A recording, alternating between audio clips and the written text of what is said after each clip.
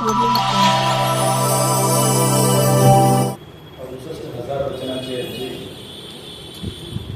कल्याण पर्वातले महानायक या आजच्या व्याख्यानाचे विषय पहिलाच करणार शिवयोगी सिद्धरामेश्वरांच्या चरणी नतमस्तक कल्याण पर्वाचे महानायक बसवण्णा जगदण्णा यांच्या चरणी नतमस्तक होते. बसवपीठावरील मान्यवर आणि बसवपीठासमोरील मान्यवर आपल्या सर्वांच्या मनात शरणांनी जी भूमिका जो विचार सांगितला तो म्हणजे हरिवे गुरु आचार्य लिंगा अनुभव जंगमा आत्मप्रज्ञा, ज्याला मराठीत आपण सदसद विवेक म्हणतो, इंग्लिशमध्ये सेल्फ कॉन्शियस म्हणतो, हे हरिव. त्या हरिगुला मी शरण जातो म्हणजे नमस्कार करतो, जय भीम म्हणतो, आदाब म्हणतो. अभिवादनाच्या कोणत्याही पद्धतीनं आपण एकमेकांसमोर नतमस्तक शरण जाणं ही त्यामध्ये भूमिका आहे. शिवयोगी सिद्धरामेश्वर आणि एकूणच शरण परंपरा हा अभ्यास आजच्या व्याख्यानाचा विषय. या समाजात कित्येक लोक असे आहेत की त्यांनी मला अनेक वेळा ऐकलेलं आहे. मी जेव्हा लोकमतसाठी सोलापूरमधून इथं आलो लोकमतला, पहिल्यांदा मला ह्या समूहाची भेट झाली. किंवा तो एक धागा असेल, ती एक आपुलकी असेल, काय क्षणावर बोलायचं तर चंद्रवीर आला पाहिजे, चंद्रवीर बोलला पाहिजे. हा याच्यातलं आपलं प्रेम आहे. या प्रेमातून मला उतराई होता येणार नाही हे सांगत असताना, कारण कावेरी ते गोदावरीच्या पुऱ्या पट्ट्यात बसवण्णा होऊन गेले. त्यात पंचगंगा नदी सुद्धा आधी तांबाटी झाली. पंचगंगेच्या तीरावर सिद्धरामेश्वरांचं मंदिर आहे, असायलाच पाहिजे, कारण सिद्धरामेश्वरांची ती कर्मभूमी आहे. पैठणपासून खाली कावेरीपर्यंत तंजावरच्या खोऱ्यापर्यंत शरण होऊन गेले. शरणांच्या पाऊल पुन्हा आपल्याला जागोजागी दिसतात. भलेही त्या मंदिराला आज त्याचं दैवतीकरण झाल्यामुळं सिद्धरामेश्वरांचं मंदिर न म्हणता सिद्धेश्वर मंदिर म्हणत असतील तरी काही बिघडत नाहीये. ते मंदिर, ती जागा त्या शरणाच्या पावलानं, त्या शरणांच्या बसण्यानं, आपण जसं म्हणतो इथं आमचे महाराज येऊन बसले होते, ती त्यांची गदिगी आहे. ती पूजेची परंपरा. आमच्या शेतात आमचे महाराज येऊन गेले, ते आल्यापासून आमचं विकास झाला, आमची प्रगती झाली, आम्हाला काही कमी पडलं नाही, आमच्या विहिरीतलं पाणी संपलेलं नाही आहे. ही जी धारणा होती कशामुळे झालं? ते गुरु आमचे, ते महाराज आमचे, जे कोणी असतील ते महाराज या काव्यधारी चंद्रवीर भगवे कपडे घातला हा महाराज या अर्थ नव्हे, ज्यांच्यावर आपली श्रद्धा आहे, ज्यांची मूल्य आपण फॉलो करतो, ज्यांचं ऐकण्यानं, ज्यांनी येऊन पाहण्यानं आमचं कल्याण होतं, अशी जी धारणा आहे ती धारणा म्हणून त्या अर्थाने महाराज म्हणतो ते शरण जिथे जिथे बसले, जिथे जिथे येऊन गेले, जिथे जिथे त्यांचे पाऊल पडले, ती स्मारकच आहे, ती मंदिरच आहे. आज कित्येक मंदिर आहेत, ती सगळी आज सिद्धेश्वर मंदिर किंवा बसवेश्वर मंदिर म्हणून ओळखले गेले असतील तरी त्या जागा त्या शरणांच्या पाऊल आहेत असं आपण खात्रीनं सांगू शकतो. जयसिंगपूरचं ग्रामदैवत सिद्धरामेश्वर आहे. आता तंबाखी साहेबांनी सांगितलं पंचगंगेच्या घाटावर सिद्धरामेश्वरांचं मंदिर आहे. दक्षिण भारतामध्ये 450हून अधिक सिद्धरामेश्वरांची मंदिर आहेत. ज्या माणसांनी ज्ञानराज नावाच्या मुलामध्ये ईश्वर पाहिला त्या लोकांनी त्याला ज्ञानेश्वर म्हटलं. ज्या लोकांनी, ज्या भक्तांनी बसवराज नावाच्या राजयोगीमध्ये, महामंत्रीमध्ये ईश्वर पाहिला त्या लोकांनी त्यांना बसवेश्वर म्हटलं. ज्यांनी त्यांची सुधारणावादी भूमिका मान्य केली, ज्यांनी त्यांना आपुलकीनं स्वीकारलं, ते त्यांना अण्णा म्हणाले, ते बसवण्णा झाले. त्याच नियमाप्रमाणे सिद्धरामा हा विभूती, हे महाजंगम, लोकजंगम ज्यांना आपण उपाधीने ओळखतो, ते सिद्धरामेश्वर झाले. काल युगामध्ये ते सिद्धेश्वर झाले. त्यात काही विशेष नाव बदललं तरी त्या माणसाची भूमिका वगैरे बदलते, अशातला भाग नाही. ज्ञानेश्वराची तर समाधी घेतात.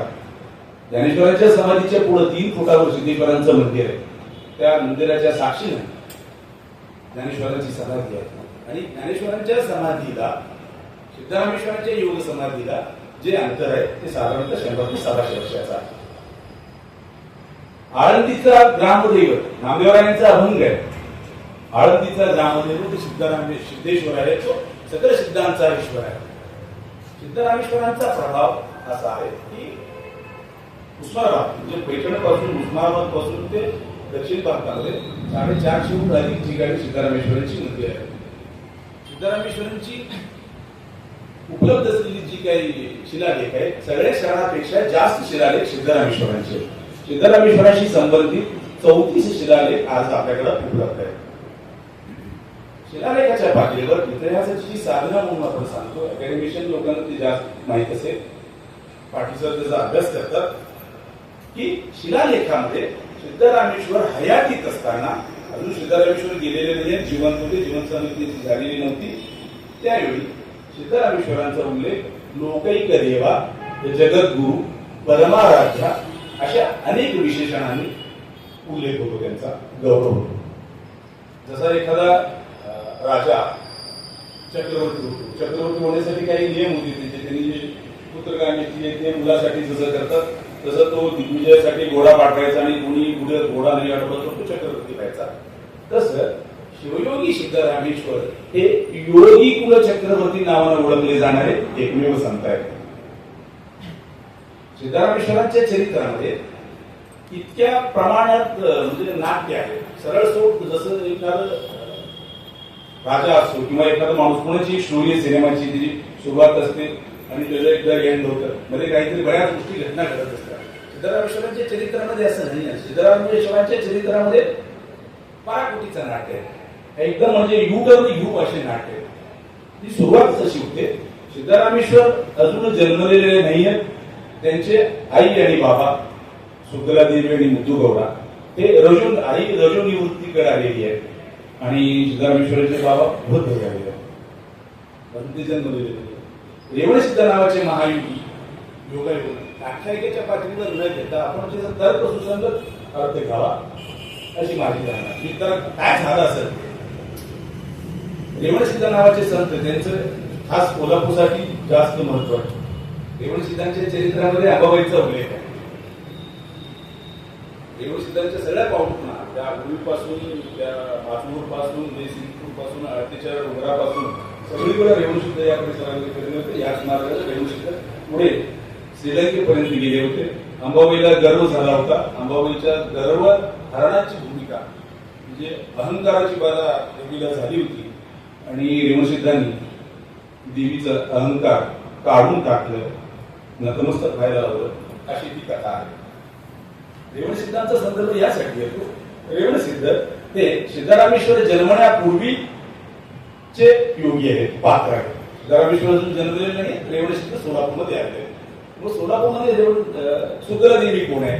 सोलापूरची थोडक्यात पाटील की असावी, असे पाटील मुद्दूगौडा आणि सुगलादेवी यांचे सिद्धरामेश्वर सुपुत्र आहेत. सिद्धरामेश्वरांचे ते आई बाबा आहेत. रेवणसिद्ध आल्यानंतर ती कथा आहे. म्हणजे एखादा दृष्टा माणूस जन्मला तर सहजासहजी जन्मत नाही, काहीतरी त्याच्या मागे आख्यायिका असते. ते आकाशात दिसा चमकतात, एकाएकी येतो आणि काहीतरी महापुरुष जन्मणार आहे असं घालू नका, आपला रक्षण करता येतोय, अशीच कथा आहे ती. राघवांत नावाचा जो लेखक आहे, समकालीन लेखक, साधारणतः नंतर 150 वर्षांनी राघवंतांनी सीताराम चरित्र लिहिलं. सीताराम चरित्र लिहित असताना राघवंतांनी वर्णन केलं, सिद्धरामेश्वरांचा जन्म कसा झाला वर्णन केलं की साक्षात ईश्वर महादेव चांगल्या म्हणजे सद्गुणांची खाण जसं म्हणू आपण, 100 सद्गुण एकत्र केले महादेवांनी आणि अलगदपणे पार्वती मातेनं सिद्धरामेश्वरांच्या आईच्या उदरात ते सद्गुण टाकले. सद्गुणांचा पुतळा, प्रकटला पुतळा, असं वर्णन राघवांत करतात. म्हणजे काय झालं, खूप मोठं वर्णन आहे ते. किंवा ते बाळ लहानपणी अजिबात रडत नव्हतं, अम्मा आंबोवर शिंका, तिला रडल्याने डोळ्यातून पाणी नाही आलं, तिला प्रसव वेदना नाही झाल्या मातेला, कारण साक्षात पार्वती तिची सूरगित्ती म्हणजे डिलिव्हरी करणारी ज्या महिला असतात नर्सेस, तसं पार्वती त्यांच्या सिद्धरामेश्वरांचं बाळंतपण करण्यासाठी आई सोबत होत्या, अशी कथा आहे. आपण याच्यातून एवढंच घ्यायचंय की अतिशय प्रतिकूल परिस्थितीमध्ये, ज्याला आज विज्ञान रजोनिवृत्तीकडे जन्मला असताना खूप त्रास होतो, आयसीयू मध्ये ठेवावं लागतं बाळाला, अशा कथा सांगितल्या जातात. ती गरज आहे त्याची. अशा अवस्थेत सिद्धारामेश्वर जन्मले. सिद्धारामेश्वर जन्मल्यानंतर ते रडलेच नाही. म्हणजे बराच काळ ते रडलेच नाही. सिद्धारामेश्वर वाढले. सिद्धारामेश्वराचं नाव ठेवलं होतं. ते नाव होतं धुळी महाकाळ. ते त्यांचं कुलदैवत. सिद्धोदोडा आणि सिद्धला देवीचं कुलदैवत म्हणजे धुळी महाकाळ. सिद्धारामेश्वराचं नाव धुळी महाकाळ ठेवलं होतं. ते रेवण सिद्धेश्वरांच्या कृपेनं म्हणजे आशीर्वादाने जन्मले होते. रेवण सिद्धेश्वरांनी सांगितलं खूप मोठा सिद्धयोगी तुमच्या पोटी जन्मणार आहे. त्याचं नाव तुम्ही सिद्धराम ठेवा. तुमच्यापर्यंत जन्माचं. हे बाळ वाढलं. सिद्धारामेश्वर लहानाचे मोठे झाले. 7-8 वर्षाचे झाले असेल ते बोलत नव्हते. म्हणून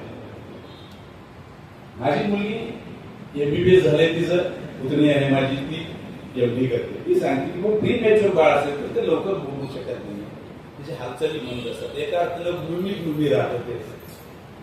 त्याला काय म्हणतो डल मतिमंद असल्यासारखं राहतं. हालचाली खूप मंद असतात. तुझा मेंदूचा विकास व्यवस्थित झाला नसेल तर अशा काही गोष्टी घडल्या असेल अशी माझी धारणा आहे. आपण 2025 मध्ये बोलतोय. आपण सगळे शिकलोय. विज्ञान आपल्याला माहित आहे.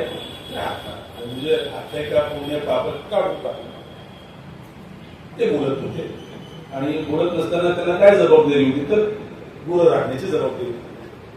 घरची गुरं घेऊन ते नवणी त्याला आपण राही एका भाताचा प्रकार आहे तो नवणीची शेती वगैरे राखायला सिद्धारामेश्वर जात होते. सिद्धारामेश्वर नवणीचं राखण करत असताना गुरं राखत असताना त्यांना एक आजोबा भेटतात. एक वृद्ध आजोबा भेटतात. ते सांगतात की बाबा मी खूप टाकलोय. मला भूक लागलेली आहे. मला दही भात दिला. दही भात आणून दिल्यानंतर ते ठीक आहे म्हणतात. सिद्धारामेश्वर घरी येतात आणि आपल्या आईला सांगतात ते आजोबा घेतले होते आणि त्यांनी दही भात मागितलं मला. आईला प्रचंड खुश झाला. आपलं पोरगं बोलत नव्हतं. कोण कुठला महायोगी भेटला असेल याला आणि हा बोलतोय. दही भात काय थांब माझ्या बाळा माझ्या राजा. त्या आंबील आणि दही भात आई बांधून देते. आणि सिद्धारामेश्वर बाळशेकरांमध्ये धुळी महाकाळ शेतात येतात. वापस शेतात येतात बघतात की तो आजोबा कुठंच नाही. शोधतात. त्यांनी नाव सांगितलं असतं. आजोबा तुमचं नाव काय. कोणाला आणून देऊ. ते म्हणतात की माझं नाव मल्लय्याही असं म्हणतात. मला शिवय्याही म्हणतात. अय्या म्हणजे आदरार्थी नाव आहे. अय्या यंदरे स्वर्ग आहे. रो यंदरे नरका. या अर्थानं ते अय्या असं. त्याचं नाव मल्लय्या मल्लप्पा काही असू शकतात. ते मल्लय्या दिसले नाहीयेत. सिद्धारामेश्वर निघाले शोधले. त्यावेळी राजी ढेरे असं सांगतात की शिखर शिंगणापूर पासून श्रीशैल पर्यंत जाणाऱ्यांची संख्या खूप मोठी होती. कावड आजही जाते आमच्याकडे पदयात्रा घेऊन. चालत जाणाऱ्यांची संख्या खूप मोठी होती. लोक चालत जायचे पदयात्रा घेऊन कावड घेऊन. त्या गर्दीपैकी एकाने विचारलं सिद्धारामेश्वरांना अरे बाळा का रडतो. हे बाळ लेकरू सांगितलं की मी मल्लय्याला शोधतोय. अरे मल्लय्या इथं कसं भेटेल. आम्ही मल्लय्याकडेच चाललोय आणि तुझं लक्ष सोडत. सिद्धारामेश्वर त्या श्रीशैलला पदयात्रेला जाणाऱ्या लोकांसमवेत मल्लय्या श्रीशैलपर्यंत जातात आणि तिथं सांगितलं मल्लय्या कुठे आहे. त्या लोकांनी आज ज्याला 12 ज्योतिर्लिंगापैकी आपण एक ज्योतिर्लिंग म्हणून मानतो आदर करतो. लोकांच्या आदराला आणि भक्तीला आपल्याला धक्का नाही लावायचा. त्या पिंडीकडे दाखवून ते म्हणले की हे मल्लय्या आहे. सिद्धारामेश्वर म्हणाले नाही आहे. याच्यामध्ये गोष्ट काय आहे जी कमिटमेंट आहे श्रद्धाभाव आहे. म्हणजे मल्लय्याने मला धरावे ही भावना सिद्धारामेश्वरांची अजिबात नाही आहे. मला मल्लय्या भेटावा मल्लय्याला मी पाहावं त्याला निरोप द्यावा एवढंच आहे त्याच्यामध्ये. ते म्हणजे की हे मल्लय्या नाही म्हणजे हेच मल्लय्या. ते मल्लय्या मल्लय्या मल्लय्या म्हणत ते फिरले कुठंच दिसले नाही मल्लय्या. म्हणजे साकार रूपात त्यांना माणूस रूपात मल्लय्या पाहिजे होते. त्याच मल्लय्याला ते भेटले होते. किंबहुना त्या मंदिरातल्या स्थावर लिंगाला ते भेटलेले नव्हते. मला भेटलेल्या मल्लय्या असं त्यावेळेचे जे काही कपडे असतील ते बाराबंदी असेल दाढी वाढली असेल केसरवा वाढली असतील असे त्या काळाचे कुणी बंद असते त्या रूपात मल्लय्या भेटायला पाहिजे होते. त्यांना नाही भेटले. सिद्धारामेश्वर म्हणतो तुझं भेटत नाही तर माझं काय होतं तुला शोधतो. मी शोधत त्या कमरीच्या म्हणजे नदीच्या किनाऱ्यावर येतात. मोठे घाट पाय घसरून पडले असतील. कुणीतरी त्यांना वाचवलं असेल आणि सांगितलं की मल्लय्या सिद्धारामेश्वरांना येऊन धरले आणि सिद्धारामेश्वर त्याच्यातून बाहेर आले. मल्लय्यांनी त्यांना कवटाळलं. मोठी मारत असताना मल्लय्यांनी त्यांना धरलं. ही पुराणाची कथा आहे. नक्की काय घडलं असेल त्या ठिकाणी मी माझ्या मुलाला घेऊन गेलो.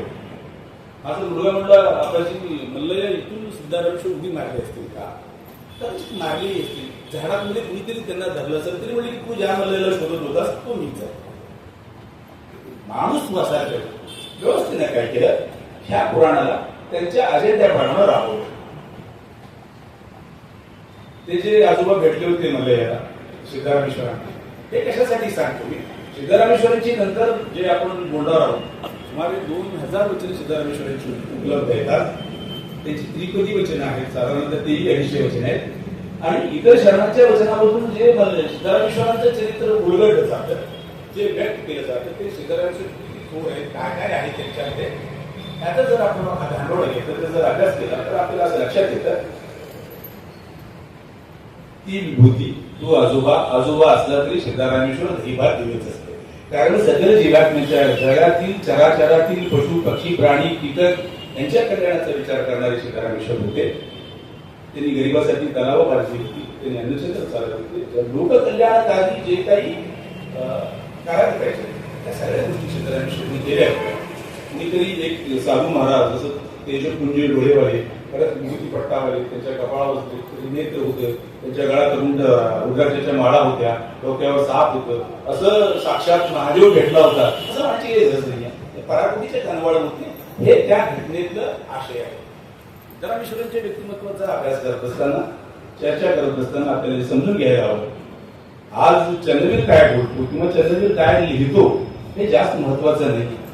सिद्धारामेश्वरांनी काय लिहिलेलं आहे, सिद्धारामेश्वराबद्दल बसवांनी काय लिहिलेलं आहे, सिद्धारामेश्वराबद्दल अक्कलवादींनी काय लिहिलेलं आहे, सिद्धारामेश्वराबद्दल चंद्रबसवांनी काय लिहिलेलं आहे, अण्णाप्रभूंनी काय लिहिलेलं आहे, वाईस बसा त्या सगळ्या शरणांबद्दल सिद्धारामेश्वरांनी काय लिहिलेलं आहे ते समजून घेणं जास्त महत्वाचं आहे. कल्याणपर्व म्हणजे शरण संस्कृतीचा अभ्यास करत असताना आपण सिद्धारामेश्वर जर व्यवस्थित वाचला, सिद्धारामेश्वर समजून घेतला, तर माझा दावा आहे किंवा माझा असं भावना आहे, धारणा आहे, जे अकॅडमिशियन आहेत विद्यापीठात संशोधन वगैरे करणार आहे, निम्मा सिलेबस ते कव्हर करतात. अख्ख्या शरण चळवळीचं निम्मा सिलेबस सिद्धारामेश्वर एकटे कव्हर करतात. सगळ्या गोष्टी सिद्धारामेश्वरांच्या वचनामध्ये आहेत, जे कल्याणपर्व कल्याणची रक्तरंजित क्रांती समजून घ्यायला तुम्हाला मदत करते.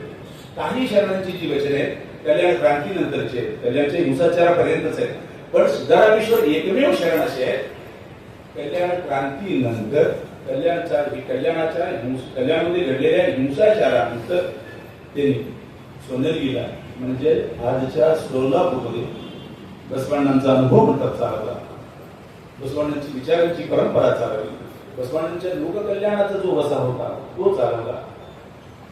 इतकंच नव्हे तर त्या विद्याळ्याच्या मृत्यूनंतर जो कोणी राजा झाला वेळाचा भाऊ, त्यांनी सिद्धारामेश्वरांना ऑफिशियली निमंत्रण पाठवलं होतं, मला राजा व्हायचंय, मला तुमच्या आशीर्वादाची गरज आहे, मला तुमचा जर आशीर्वाद मिळाला तर बाकी साहेब मला लोकमान्यता आहे, मला राजमान्यता हवी आहे. योगियांचा योगी कुलचक्रवर्ती अशी उपाधी असल्यामुळं मला तुमच्या आशीर्वादाची गरज आहे. तुम्ही माझ्या पाठीशी जर असाल तर प्रजा मला जर स्वीकार करेल अशी धारणा त्या राजाची होती. ती मागणी, ती विनंती अतिशय सहजपणे सिद्धारामेश्वर डोकावून लावतात. सिद्धारामेश्वर सांगतात ते वचन दीर्घ वचन आहे. ते सांगतात मी काही ज्योतिषी नाहीये, मी काही धर्माचार्य नाहीये, माझे तू मला घेऊन जाऊ, तुझं राज्याभिषेक वगैरे करणार आहेस, मी तुझ्या याला येणार नाही. त्याचं दुसरं कारण हे असावं, जी भूमी शरणांच्या रक्तानं माखलेली आहे, जी भूमी शरणांच्या हिंसाचारानं दाटलेली आहे, त्या भूमीमध्ये तुझं राज्याभिषेक करण्यासाठी मी कसं येऊ शकतो, ही वेदना दिसत सिद्धारामेश्वरांच्या मनामध्ये नक्कीच असली पाहिजे. सिद्धारामेश्वर श्रीशैलपर्यंत गेले होते, आपण पाहिलं आतापर्यंत. श्रीशैलपर्यंत गेल्यानंतर ते मल्लयांनी त्यांना धरलं. मग मल्लयांनी धरावं म्हणून श्रीशैलला जाऊन उडी मारले का ते? कदाचित नक्कीच नाही. त्यांचं पॅशन होतं, त्यांचे देवाप्रती त्या माणसाप्रती भक्ती इतकी कमिटेड होती की काही नाही, मला फक्त मल्लया पाहिजे, मला मल्लयांना भेटायचं. दरीत असतील तर मी दरीत जाईल, डोंगरावर असतील तर डोंगरावर जाईल. दरीत असावेत म्हणून जेव्हा दरीत इको झाला आवाज, त्या इको झालेल्या आवाजाकडे सिद्धारामेश्वर गेले असतील. दरीतून पाय घसरत असताना कुणीतरी त्यांना उचललं. ही कथा आपण कथा म्हणून किंवा त्यांच्या चरित्राचा एक भाग म्हणून मान्य करायला पाहिजे. सिद्धारामेश्वरांचं आणि मल्लयाचं, त्या मल्लिकार्जुनाचं काय नातं आहे? तर सिद्धरामेश्वरांचं वचनांकित जे आहे ते कपिल सिद्ध मल्लिकार्जुन.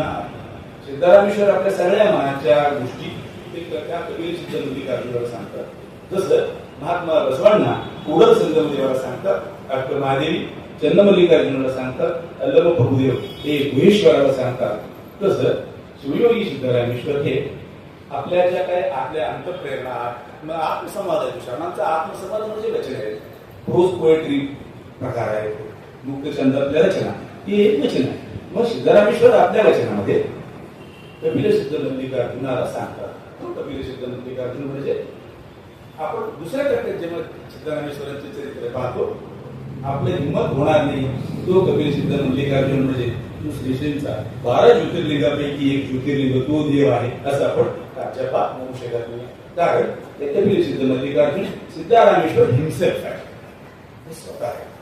त्यांची वचनं त्यांच्या स्वतःशी झालेला आत्मसंवाद आहे. प्रत्येक गोष्ट कपिल सिद्ध मल्लिकार्जुनला सांगतात. बसवांचा कुडल संगम असाच आहे, लंबदेवांचा गुहेश्वरी असाच आहे. तो आत्मसंवाद आहे शरणांचा. त्याच्याबरोबर मी असं म्हणू नये की शरणांनी देव नाकारला होता तर तो कुडल संगम देव कसा आहे.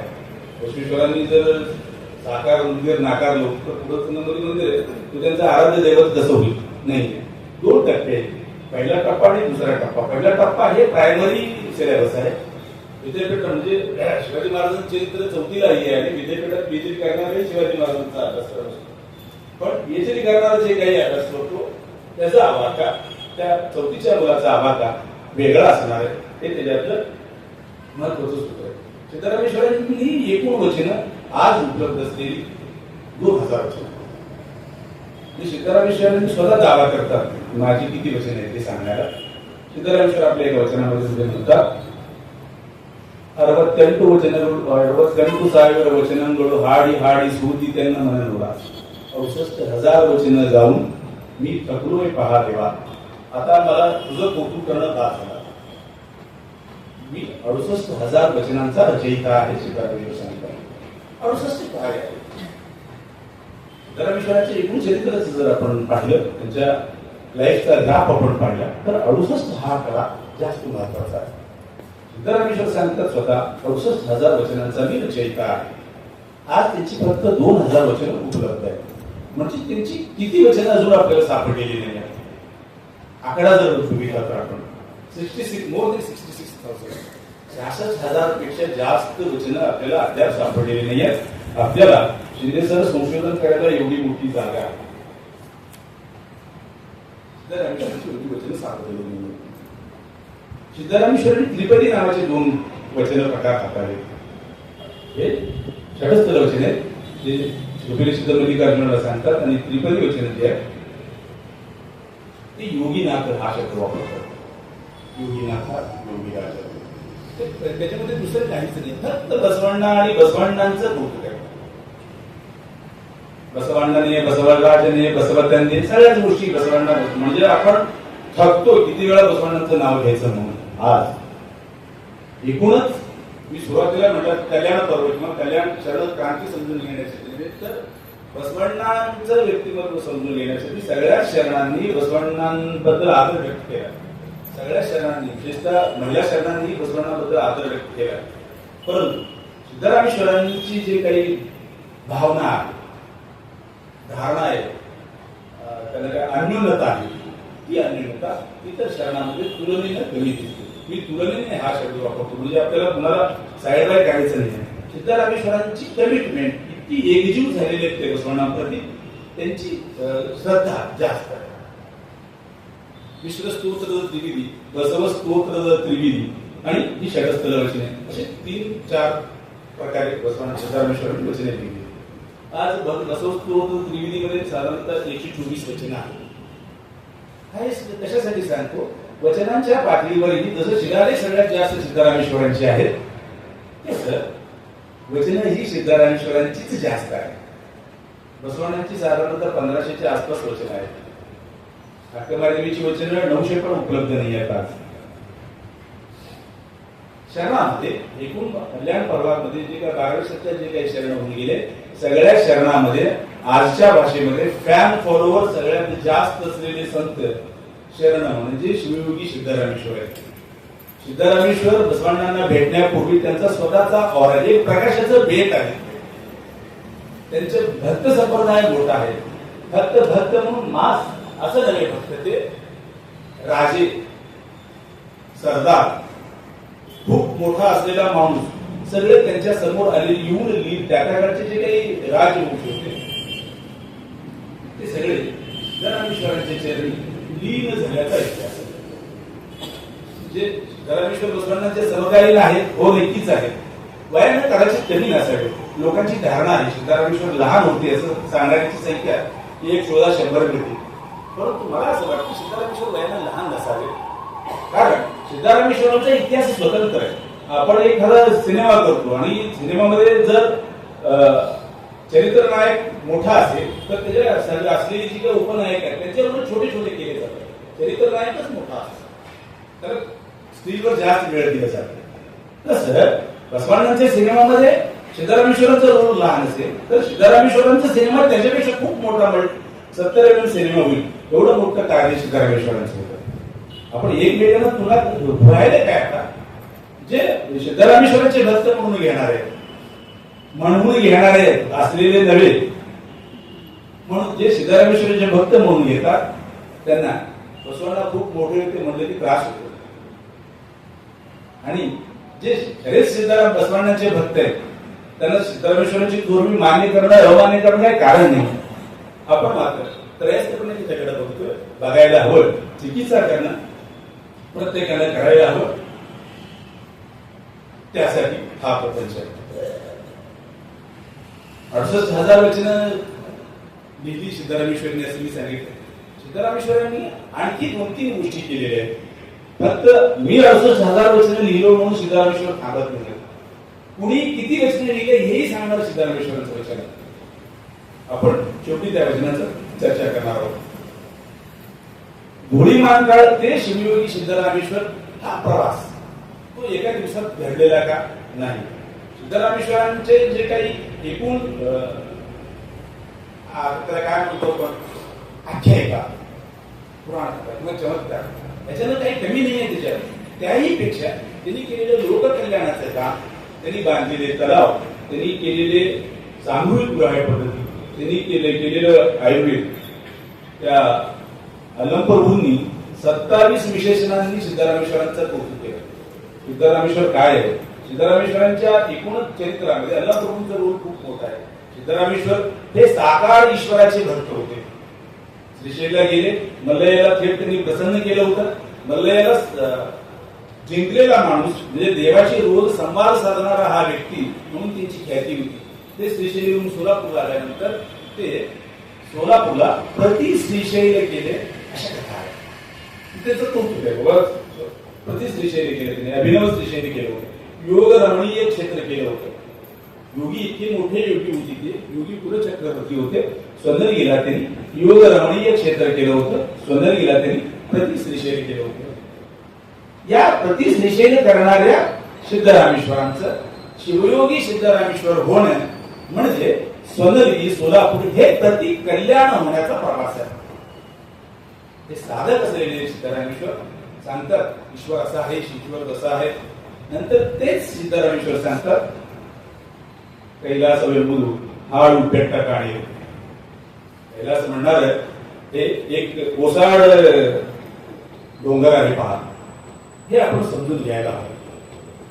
म्हणजे एक माणूस त्याचं ट्रान्सफॉर्मेशन ज्याला आपण बदल होणं स्वीकारणं. बदल होणं स्वीकारणं म्हणजे ज्याची कथा जशी आहे की साक्षात ईश्वराला थेट संवाद साधतात ते अहंकारालाच पाहिजे होता.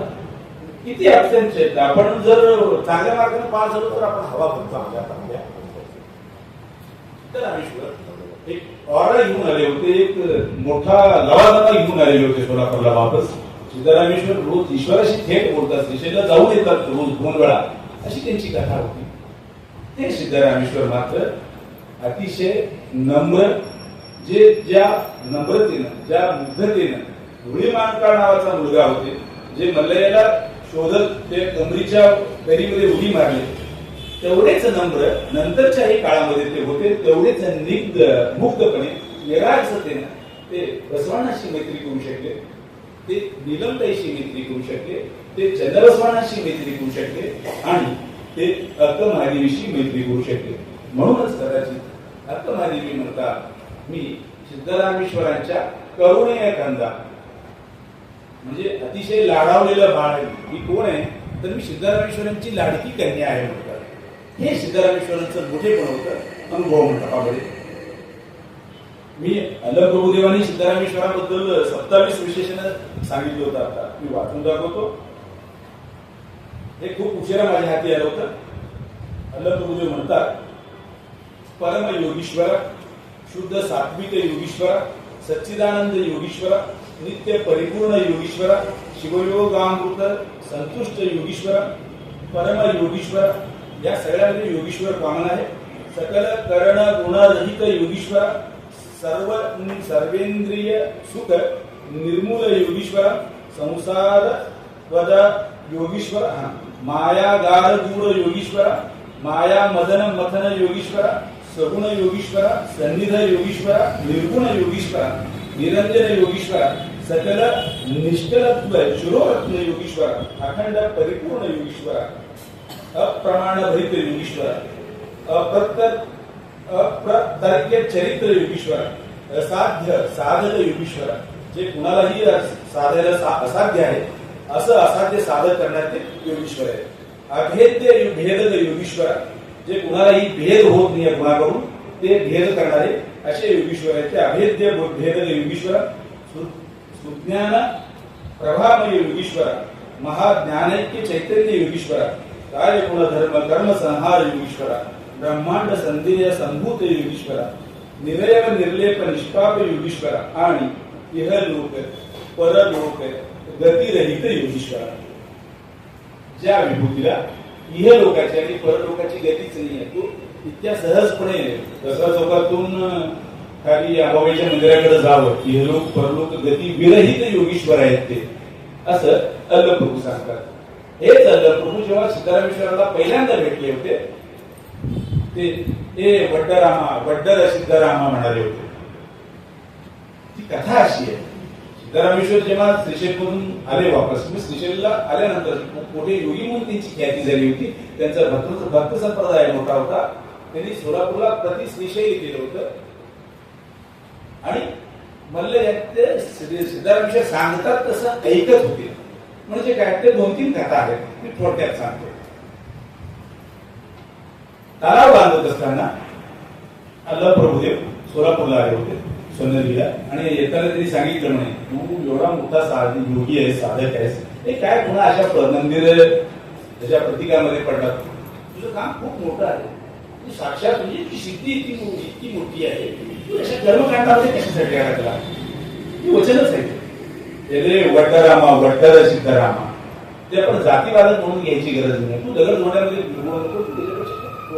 मोठा आहे असं म्हणणारे प्रभुदेव त्या सिद्धरामेश्वरांचं असं 27 योगीश्वर म्हणून कौतुक करतात. हा धुळीमार काळ असलेल्या सिद्धरामेश्वरांचा, शिवयोगी झालेल्या सिद्धरामेश्वरांचा ट्रान्सफॉर्मेशन झालेलं कौतुक आहे. त्याचं ते यश आहे, त्याचे ते परिमाण आहे असं आपल्याला म्हणता येईल. योगी यांचे योगी सिद्धरामेश्वर आहे. योगी यांचे योगी सिद्धरामेश्वर कसे आहेत? सिद्धरामेश्वर स्वतः सांगतात योगी झाला तर माझ्यासारखं व्हायला पाहिजे, भक्त झाला तर बसवण्णासारखं व्हायला पाहिजे. आणि स्वगळ बाचरस नावाचा एक कवी सांगतो, शरण वचनकार सांगतात की योगी गळ योगी बने स्वगळा शिवयोगी, शिवयोगी सिद्धरामा. सिद्धरामेश्वरांचं शिवयोगित्व असं आहे. शिवयोगी सिद्धरामेश्वर या लौकिक परलौकिकाच्या पलीकडे गेले होते. अंगी देवया आणि अंगी रायमया नावाचे 2 शरण आहेत. त्यांच्या पाऊल खुणात आपल्याकडे पुरुजला वगैरे दिसतात. ते होते तिकडे. त्यांच्या बसवण्णाची अति भेट झाली होती, बसवण्णाची ओळख झाली होती. अंगी देवया आणि रायमला सिद्धरामेश्वरांनी असाइनमेंट दिली होती. आपण असाइनमेंट म्हणू शकतो ना काका? तर असाइनमेंट दिली होती की गावामध्ये जत्रा वगैरे होत असताना आज ही आपल्याकडे पद्धत आहे गावात जत्रा असेल किंवा मठात जर कार्यक्रम असेल तर प्रत्येक घराला जबाबदारी दिली जाते. 2 शेर तांदूळ किंवा गहू दिलं जातं किंवा डाळ दिली जाते. तुम्ही तेवढं शेअर द्यायचं. आमच्याकडे कित्येक मठ आहेत, आजही यात्रा मठांची अशीच होते. गाव मिटिंग होते आणि गावात जबाबदारी दिली जाते. प्रत्येकानं 2 शेर गहू घेऊन जायचे किंवा डाळ घेऊन जायचे, त्याच्या पुरणपोळ्या करायचे. जर मी 2 शेर घेऊन आलो तर माझे घरातले 2 शेर घालायचे. गाव जेवणार असतं तिथं, अशी जबाबदारी असते. आज ती परंपरा चालू आहे. तसं सिद्धरामेश्वरांनी मल्लयाची यात्रा करत असताना त्या अंगी देवयाने राया म्हणा असाइनमेंट दिलं होतं किंवा तुम्ही एवढं ते काम करा. अंगी देवय म्हणतात नाही करत का तर तू भरली आहेस. तुझ्या गळ्यात इष्टलिंग नाही, तू स्वतःलाच देव मानतो. लोक तुझ्या रागा लावून पाया पडतात. तू भरली आहेस. भव्यचं आम्ही काम करत नाही. त्याच्या गळ्यात इष्टलिंग आहे, जो कमिटेड आहे इष्टलिंगाशी, जो स्वतःला देवापेक्षा श्रेष्ठ मानत नाही, तसा कल्याणीचा बसवण आहे. आम्ही त्याला त्याच ऐकतो, आम्ही तुझं ऐकत नाही. तर खूप हर्ट झालं सिद्धरामेश्वरांना. सिद्धरामेश्वर म्हटले माझ्या गावचा साधा माणूस मी असा खूप मोठा योगी कुलचक्रवर्ती, एवढं लोकांना जेवण देतो, रोज एवढे यज्ञ करतो, साक्षात ईश्वर माझ्याशी बोलतो मल्लिकार्जुन, आणि हा माणूस मला असं कसं काय म्हणू शकतो. ते म्हणले की याला भेटू नका गावा, त्याला काय गावा. सिद्धरामेश्वरांनी सांगितले की ना त्यांच्या भक्तांनी कुणीतरी ते मेसेज दिला असेल. आज आपल्याकडं व्हॉट्सअप करायची पद्धत आहे, त्यावेळी ती नव्हती. ते कुणीतरी सांगितलं असेल. मग अंगी देवयानी रायम्मा गाव सोडून सोलापूर सोडून जातात. ते कुठं जातात, कल्याणला जातात. कल्याणजवळ शिवपूर नावाचं गाव आहे, तिथे ते गेले. त्यावेळी संसाराचं भाट जास्त त्यावेळी वजन असेल त्यांच्याकडे. 2-3 गठोडे झाले म्हणजे त्यांची. एक गठोडं रायामध्ये आपल्या डोक्यावर घेतलं होतं, नवऱ्याने एक गठोडे घेतलं होतं. तर तिसरं गठोडं काय करायचं असा प्रश्न पडला. रायमाचं लक्ष नाही. ते विचारतात ते तिसरं गठोडं काय करायचं. ते अंगी देव म्हणतात ज्याच्यामुळे हे सगळं भांडण झालंय, कुशवय्या ईश्वर देव, तो बघल ना, तू कशाला काळजी करते. ते दोघं आपापल्या गठोडे निघाले, शिवपूरला गेले. आणि ते शिवपूरच्या जाण्यापूर्वी त्या शिवपूरच्या वेशीवर त्यांचं गठोडं घेऊन पडलं होतं. हे सगळ्यांच्या वचनामध्ये कथा, म्हणजे अगदी जे काही सांगणार आहे कुणीही क्रॉस करावं त्याच्यात वचन आहे. ते पडलं, ती आख्यायिका. मग दुसऱ्या दिवशी सिद्धरामेश्वर नेहमीप्रमाणे गेले मंदिरात. मल्लिकार्जुनाला अभिषेक करत असताना यात्रा चालू आहे. डोक्यावरून हात फिरवत आहेत त्या पिंडीच्या, आणि आतून करण्याचा आवाज येतो. ते सिद्धरामेश्वर म्हणले की देवा तुझ्या डोक्यावर टेंबू दिसायला काय सांग, तुला कसं तुला त्रास व्हायला, काय सांगायचं म्हणले. तुझ्यासारखाच एक हठयोगी भक्त आहे माझा, त्याचं ओझं घेऊन टाकलो. 3 गठोडे तू गावातून त्याला बाहेर काढला आणि तिचे 3 गठोडे झाले. दोघं नवऱ्या डोकं आपापल्या डोक्यावर ठेवले होते आणि तिसरं गठोडं मला घेऊन जावं लागलं ना. तुझ्या इतकाच तो ही मला केली आहे. सिद्धरामेश्वरांचे लक्षात आलं काय झालं. सिद्धरामेश्वरांनी माफी मागितली. अहंकार हा मुद्दा कशासाठी आहे, हा पुन्हा हाच प्रवास आहे. ते स्वतःला पुन्हा झिरोवर सेट करतात. एवढा मोठा माणूस आहे, अहंकार काही विषय नाही, ते स्वतःला झिरोवर सेट करतात. ते सांगतात चुकलं म्हणून ते अलग बघू आल्यानंतर ते म्हणू शकले नाहीये की तू कोण शहाणा बाजीराव मला सांगणार, असं नाही म्हटले. ते पुन्हा विचारतात असं कसं काय म्हणू शकता तुम्ही, हे मंदिर बांधणं चुकीचं आहे असं कसं म्हणू शकता तुम्ही, लोकांसाठी तलाव बांधणं चुकीचं आहे कसं म्हणू शकता तुम्ही. ते नम्रतेनेच विचारतात, ते जाब विचारत नाही. या सगळ्या गोष्टी सिद्धरामेश्वरांच्या चरित्रामध्ये आवर्जून सांगावे असे आहे. परमाराध्य परमजगद्गुरु हा उल्लेख मी केला की वेद वेदांताचा अभ्यास करणारे सिद्धरामेश्वर त्या 4 शरणापैकीच एक आहेत. एक बसवण्ण आहेत, महात्मा बसवण्ण. त्यांना या देशाचा जो सेटअप आहे की काश्मीर पासून ते खाली कन्याकुमारी पर्यंत, इकडे कच्छच्या राणापासून ते कामाख्याच्या मंदिरापर्यंत हा जो भरतखंड, भरतभूमी, जम्बूद्वीपे, भरतवर्षीय भरतखंड ही जी भूमी आहे चातुर्वर्ण व्यवस्थित चालणार. इथं आगम आहे, इथं वेद आहे. वेद जे म्हणतात ते सगळं सत्य आहे. सगळं आज काही चाललंय 2014 नंतर ते सगळं वेदामध्ये पूर्वीच लिहून ठेवलं होतं. अशी जी व्यवस्था आज सांगते, त्या व्यवस्थेला पर्याय देणारी एक व्यवस्था आहे. ते शैवांची व्यवस्था, ती आगमिक व्यवस्था, ती आगमही असंच आहे. जसं वेद ईश्वराच्या मुखातून आले तसं आगमही ईश्वराच्याच महादेवाच्याच मुखातून आले. महादेवाचे 5 मुख आहेत एकूण.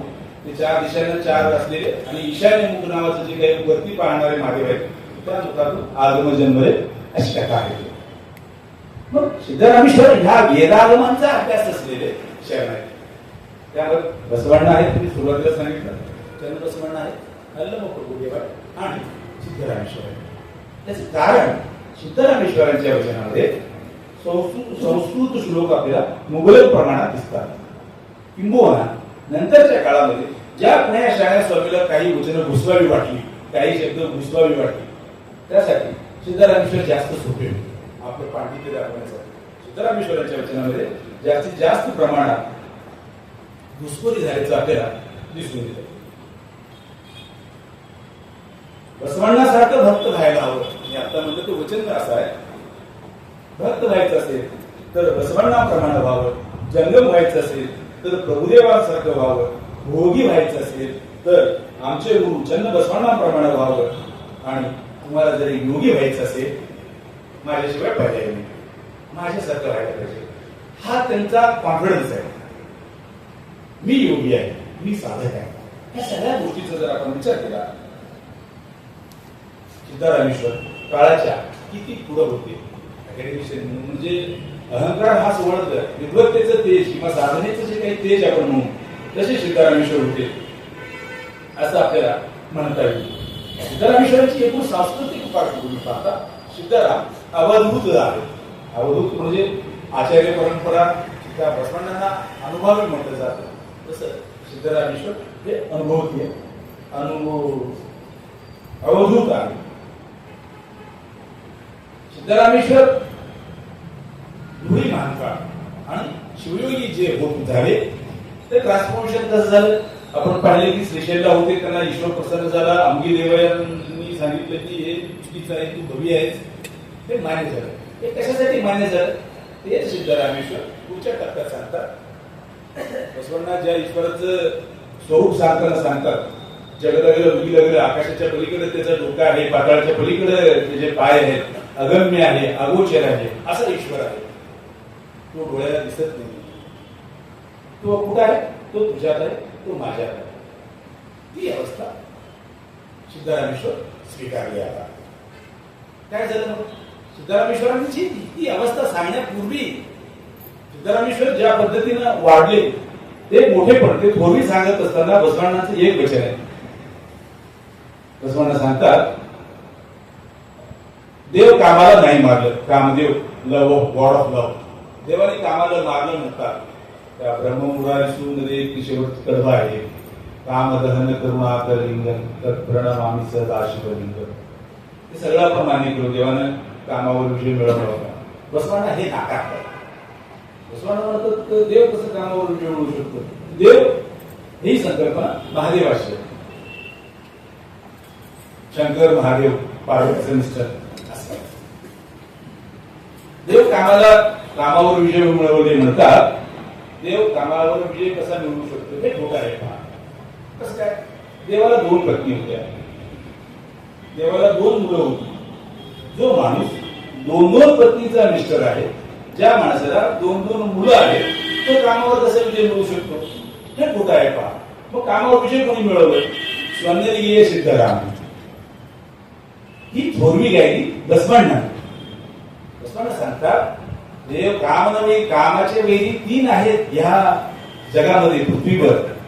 एक शुकमुनी, ते गुरु शुक्राचार्याचा मुलगा शुक्र, तो ब्रह्मचर्यासाठी खूप फेमस होता. तो ऑल टाइम हिट ब्रह्मचार्य.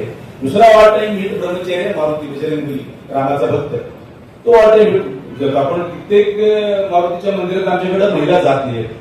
मारुती जयंतीच्या दिवशी जातो त्यावेळी तो बाळ अवस्थेत असतो. कार्तिकेय कुमारस्वामीच्या मंदिरात जसं जयंतीच्या दिवशीच महिलांना एंट्री आहे, तसं मारुतीच्या जयंती दिवशीच आमच्याकडं मारुतीच्या मंदिरात आया बहिणी जातात. पुण्याकडे मारुतीच्या मंदिरात जात नाही, कारण त्याला धोका आहे, त्याचं ब्रह्मचर्य नष्ट होईल म्हणून. असं ह्या पृथ्वीवर 3च कामविधी आहेत, कामावर विजय मिळवलेले आहेत. एक शुकमुनी, हनुमंत राय, हनुमंत शब्द आहे त्यांचा बसवण्णांचा, आणि स्वर्णलिंगे सिद्धराम, सोलापूरचे सिद्धरामेश्वर हे कामवीर आहे. म्हणून सिद्धरामेश्वरांच्या चरित्रामध्ये आपण जर पुढे पाहिलं तर स्त्री कशी आहे हे सांगत असताना सिद्धराम म्हणजे सगळ्यांनी सांगितलं. ज्या परंपरेमध्ये आपण वाटतो पुराणामध्ये आणि वेदामध्ये मातृदेवो भव आहे, ठीक आहे, पण मातृ आई तर देव आहेच मित्रा. तुझ्या बायकोचं काय, तुझ्या इतर महिलांचं काय, तुझ्या आयुष्यात येणाऱ्या हे सगळेच देव आहेत. हे सांगणारे पहिले संत आहेत ते शिवयोगी सिद्धरामेश्वर.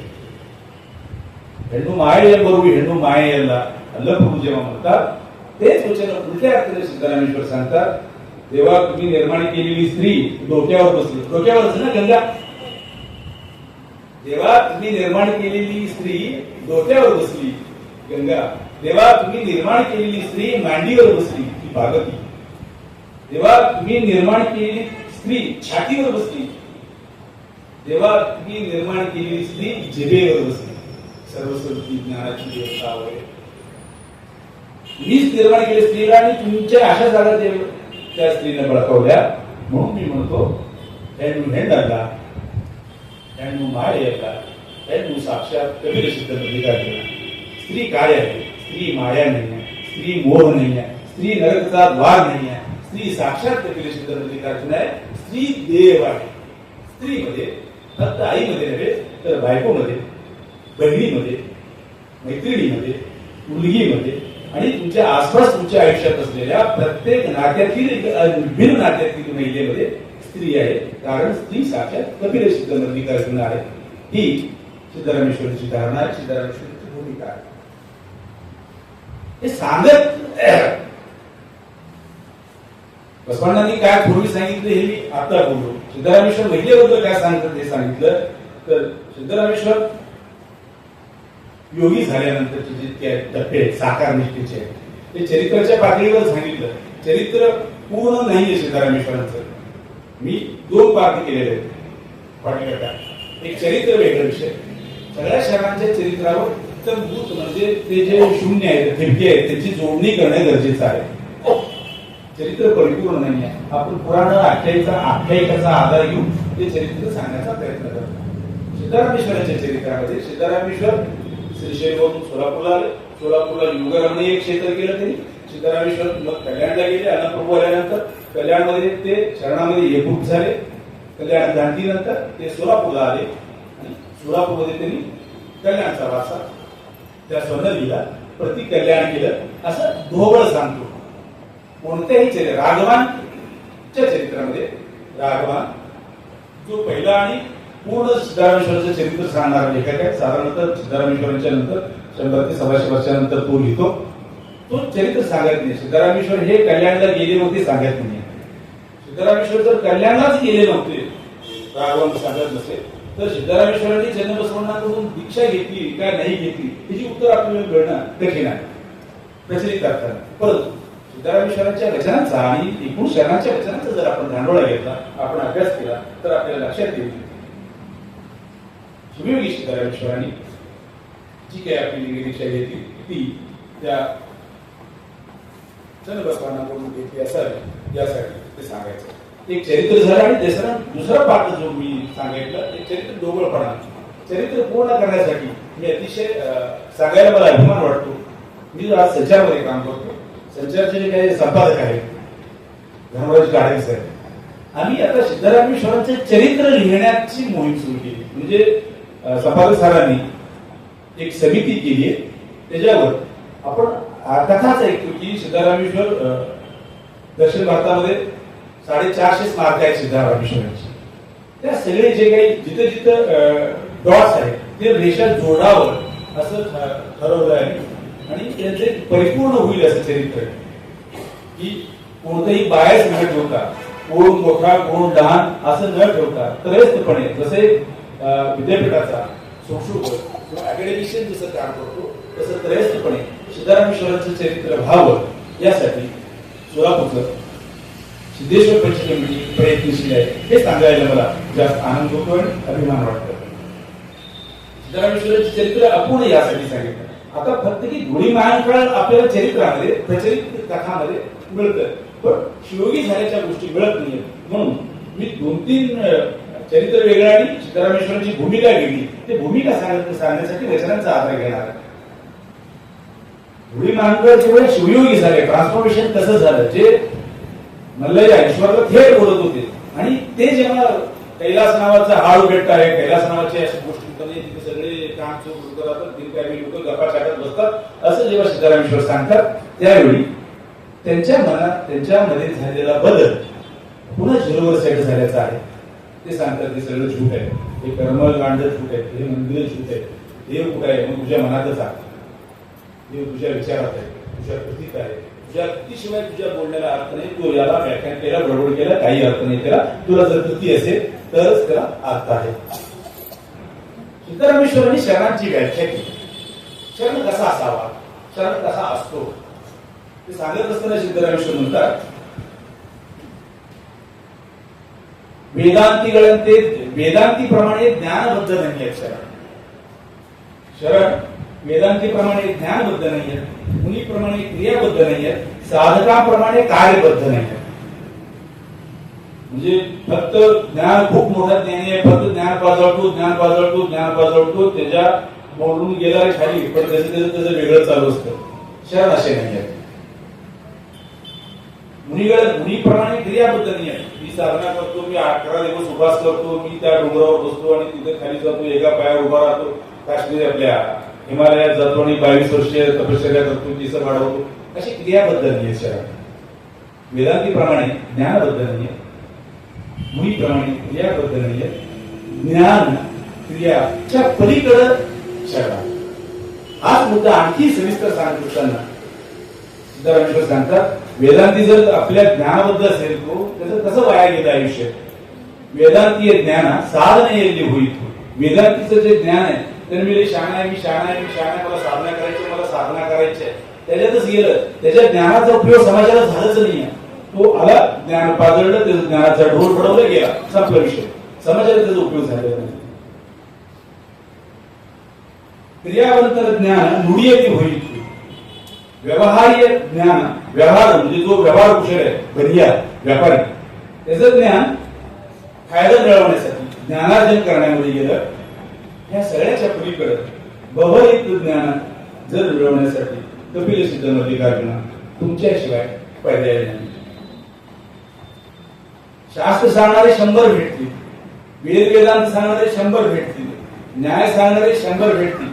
कपिल सिद्ध मल्लिकार्जुना तुमचं खरं रूप ओळखणार आहे, तुम्ही काय आहात हे ओळखणार आहे, एकही जण भेटणार नाही.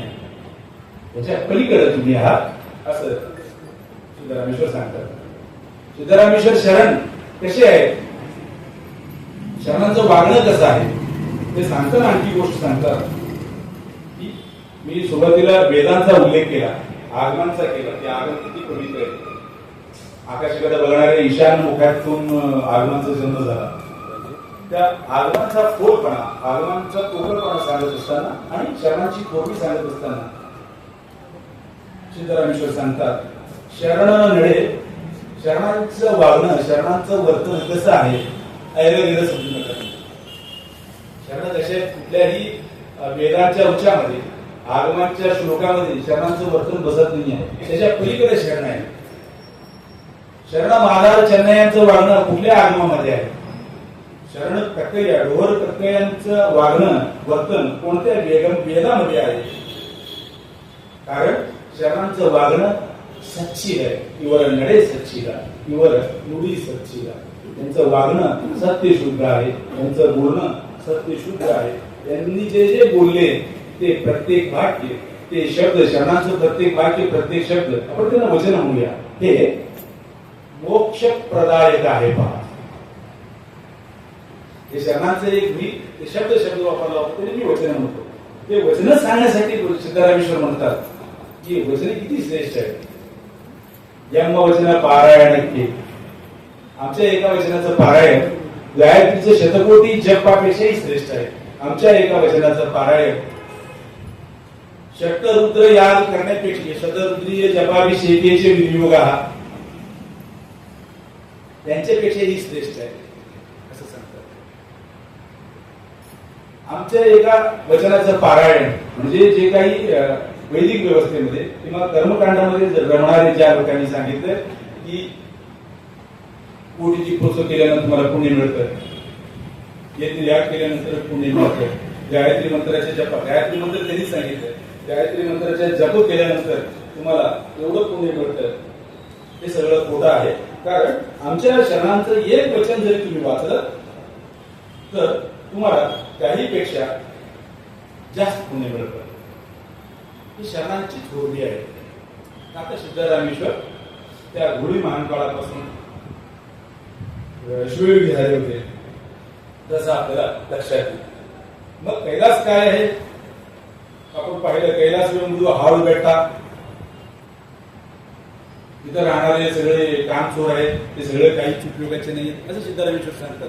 हे सिद्धरामेश्वर बदलय तिथे आहेत म्हणून सांगत होते, महादेव म्हणून उपासना करत होते. स्वतः ज्या ईश्वराची संकल्पना सांगतात तो निर्गुण आहे, निराकार आहे, तो ईश्वर सिद्धरामेश्वरांनी आता मान्य केल्याचं आपल्याला दिसून येतं. निर्गुण निराकार ईश्वर आहे, तो तुझ्यात आहे, तो माझ्यात आहे, तो चराचरात आहे.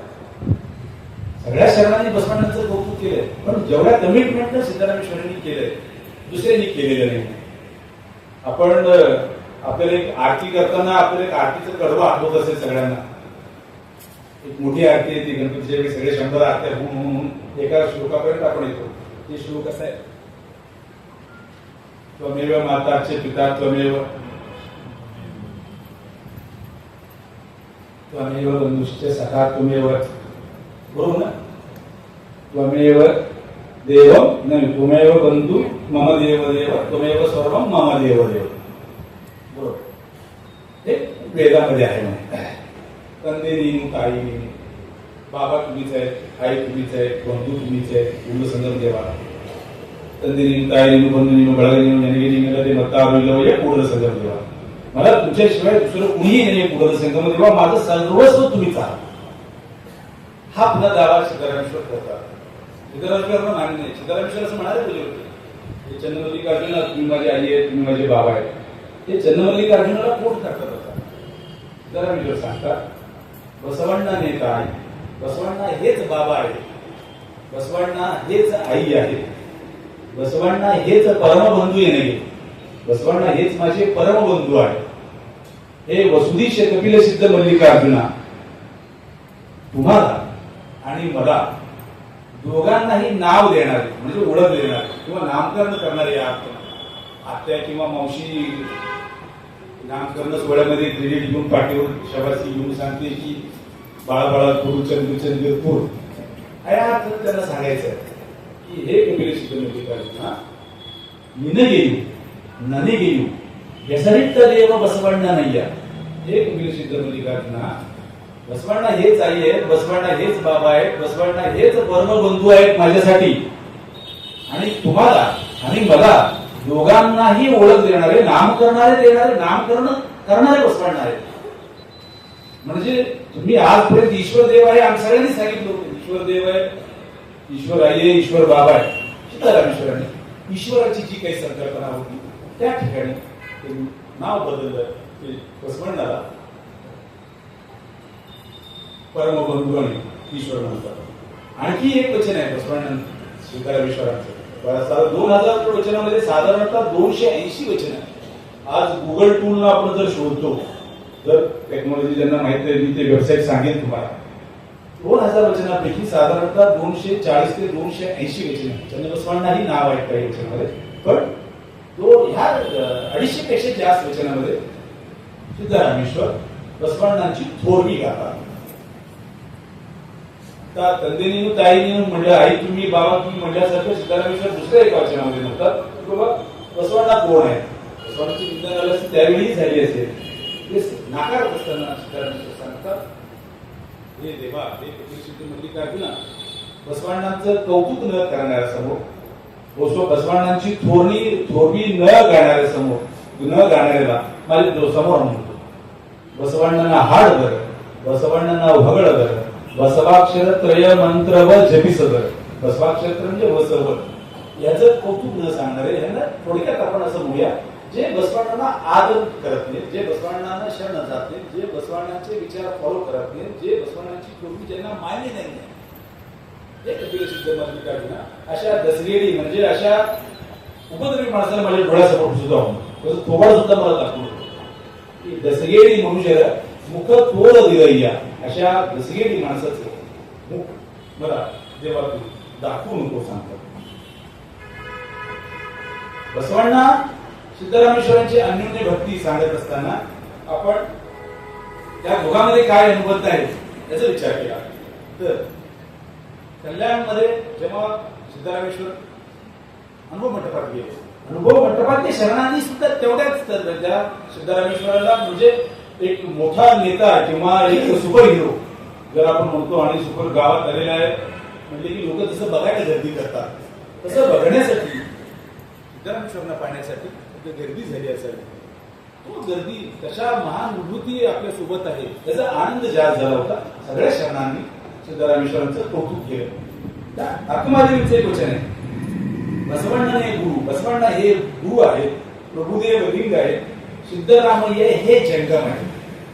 जंगम म्हणजे स्वामी अप्पोरू ऐनुरू या अर्थाने नव्हे ज्ञानी या अर्थाने साधक या अर्थाने बसवण्णा हे गुरु बसवण्णा हे गुरु आहे प्रभुलिंग हे या गुरुलिंग जंगम ह्या शरणांची मूल्ये गुरुलिंग जंगम काय प्रसाद या सगळ्या मडिवाळ जंगम चंद बसवण्णा परमाराध्या यांना सगळ्यांना भेटून यांच्या सगळ्यांच्या सहयोगाने यांच्या सगळ्यांच्या सहवासाने मी सुखी झाले पहा असं आत्महरी सांगतात. मी सुरुवातीला मी त्या वचनाचा उल्लेख केला की सिद्धरामेश्वरांची मी लाडकी कन्या आहे असं सांगतात आत्महरी. ते वचन असं आहे बसवांनांच्या घरची मुलगी झाल्या कारणानं मला त्यांनी प्रसाद देऊन माझा सांभाळ केला. चन्नबसवानांची लाडकी कन्या असल्या कारणानं त्यांनी मला पुन्हा प्रसाद देऊन माझा सांभाळ केला. सिद्धरामय्यांचे शिशुमगळ आल्या कारणानं एकदम शेंडेफळ शिशुमगळ ते मला प्राण प्रसाद देऊन माझा त्यांनी सांभाळ केला. म्हणजे सिद्धरामेश्वर आपण अक्कमारील्या जगन्माते किंवा खूप मोठी साधक निर्वाण करणारी किती बंडखोरी असेल अक्कमादेवीच्या आयुष्यामध्ये असे बंडखोर अक्कमादेवी सिद्धरामेश्वरांना सांगतात सिद्धरामेश्वर हे माझे त्यांचं मी शेंडेफळ कन्या आहे. त्या सिद्धरामेश्वरांची ही साधना आहे ते त्यांचं थोरवी आहे त्यांचं मोठेपण आहे. आपण गेल्याच महिन्यात आपण पाहिलं प्रयागराजमध्ये प्रचंड चेंगराचेंगरी झाली त्याहीपेक्षा या देशाची निम्मी लोकसंख्या तिथं डुबकी मारून आपण कौतुक केलं सगळ्यांची म्हणजे आरा जंगली रंग पे आ जाओ महाराज पेशे चार शहरात चालले आओ प्रयागराज. प्रयागराज आणि गंगा याचा हिशोब सांगतात सिद्धरामेश्वर.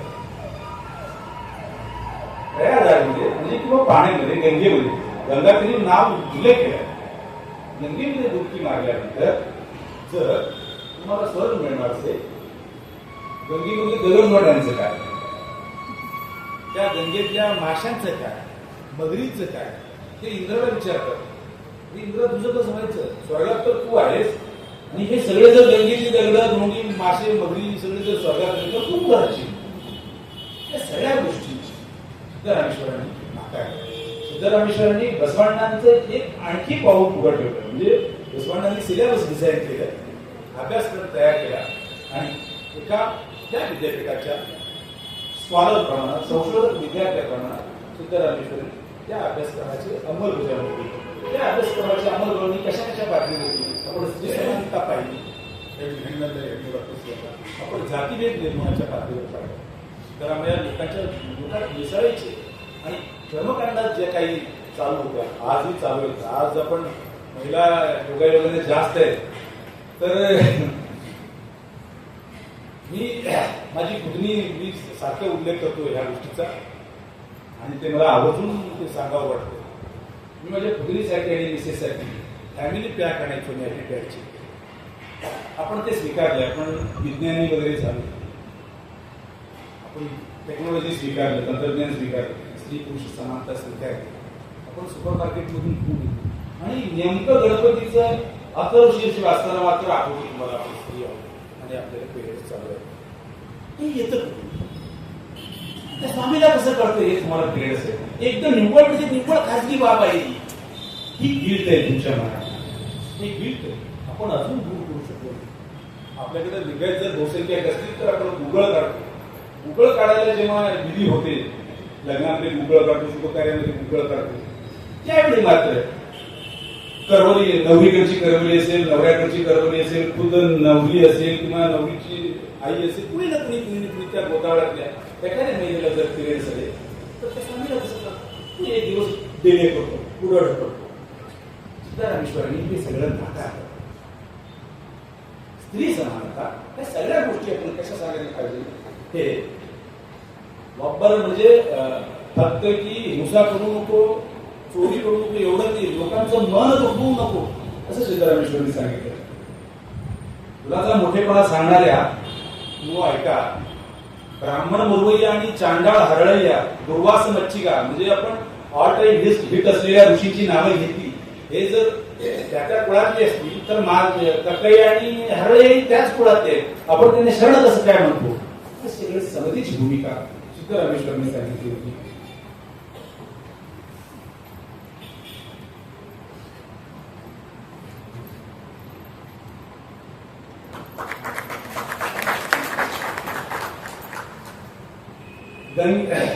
गंगा नदीची घनता आपण सांगितली, त्याच्यातले सगळे पाहिली, ते सगळ्यातले सगळे प्राणी जर स्वर्गात गेले तर इंद्राचं कसं व्हायचं वगैरे. तेच धागा आणखी पुढे सांगताना सिद्धरामेश्वर म्हणतात, एखाद्याचं मन दुखवून, एखाद्याला त्रास देऊन, एखाद्याची हिंसा करून, एखाद्याला फसवण्याची सप्तसूत्रीत पळवेड अशा गोष्टी करून बब्बर मनावर भातव मारी तुम्ही गंगेत डुबकी मारल्यानंतर काय होणार आहे. काही होणार नाही. शरणांचा धर्म, सिद्धरामेश्वरांचा धर्म हा प्रायश्चित्ताचा नव्हे तर पश्चातापाचा. प्रायश्चित्त तुम्हाला अँटिट्यूड देतो, उपाय देतो. स्वामीला तर 1000 दक्षिणा दे, तुझ्या पापातून मुक्ती होऊ शकतात अशी पळवाट देतात. महादेवाला अभिषेक करा, 11 नारळ फोडा, तुमचं पाप धुवून जाईल. तुम्ही गंगेला जावा, डुबकी मारा, तुमचं पाप धुवून जाईल. हा वैदिक परंपरेचा प्रायश्चित्त धर्म नाकार शरणात पश्चाताप धर्म सांगितलं. तुझ्या मनाला विचार. अरुगेडी एक शब्द आहे आपल्याकडे, म्हणजे जेव्हा वेड्यासारखा जो वागतो तो अरुगेडी असतो. पण तू तिथे येतो आपण तुझ्या मनाला विचार. तुझे अरिव जागृत ठेव. तुझ्या मनाला विचार. तुला जर योग्य वाटलं तर ते कर, तू चुका पुन्हा करू. हा प्रायश्चित्ताचा तर पश्चाताचा धर्म बसवांनी सांगितलं. सिद्धरामेश्वरांनी सांगितलं, एकाचं मन दुखून तुम्ही काही दुसरं काही करू शकत नाही. असं शरण कसं वागावं, शरणाची व्याख्या, शरणांचे सिम्पटम्स म्हणजे लक्षणं सांगितली. तू ध्यानबद्ध नाहीये, तू क्रियाबद्ध नाहीये, तू वेदांत नाही. पण शरणा आपण आता शेवटाकडे यायलो. शरणाची आचारसंहिता जे आज जास्त रिलेव्हंट आहे. पुरुषाच्या मनात डोळ्यातल्या नजरा त्याच्या कृतीपेक्षा डोळ्यातून लवकर स्त्रीला समजतात म्हणून असं सायंटिस्ट सांगतात.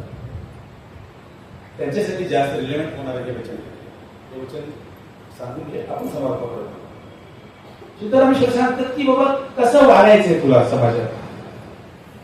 घोडी महाकाळ आणि सिद्धरामेश्वर, योगी सिद्धरामेश्वर, योगी कुल चक्रवर्ती सिद्धरामेश्वर का म्हणायचं त्यांना. सिद्धरामेश्वरांना योगी कुल चक्रवर्ती का म्हणायचं. ह्या सगळ्या त्यांच्या वचनापैकी मला वाटतं व्यक्तिशः हे वचन जर आपण वाचलं, त्याचं अवलोकन केलं तर दुसऱ्या वचनाची काय मला वाटत नाही. एक बस आहे, आपण पूर्ण भात शिजला का म्हणून बघायची गरज नाही. एकशी तपासतो. माझ्यासाठी हे जास्त महत्वाचं आहे, कारण मी पत्रकार म्हणून वागतो. पत्रकारांना चांगल्या गोष्टीपेक्षा वाईट गोष्टी लवकर दिसतात म्हणतात. तर तू काय मुद्दा बघत नाही. तर हा काहीतरी जे चालेल त्याच्यापेक्षा जेवढ्या पुढच्या रिकाम्या आहेत तिथे त्याला जास्त करायचं. त्याचा प्रॉब्लेम आहे. तसं सगळे भात चेक केले त्याच्यापेक्षा एका शितावरून जर आपल्याला जज करायचं ठरलं, आपण सिद्धरामेश्वरांची थोडी सांगायची ठरली तर सगळेचे वचन तेवढेच तुला बोलायचे आहे.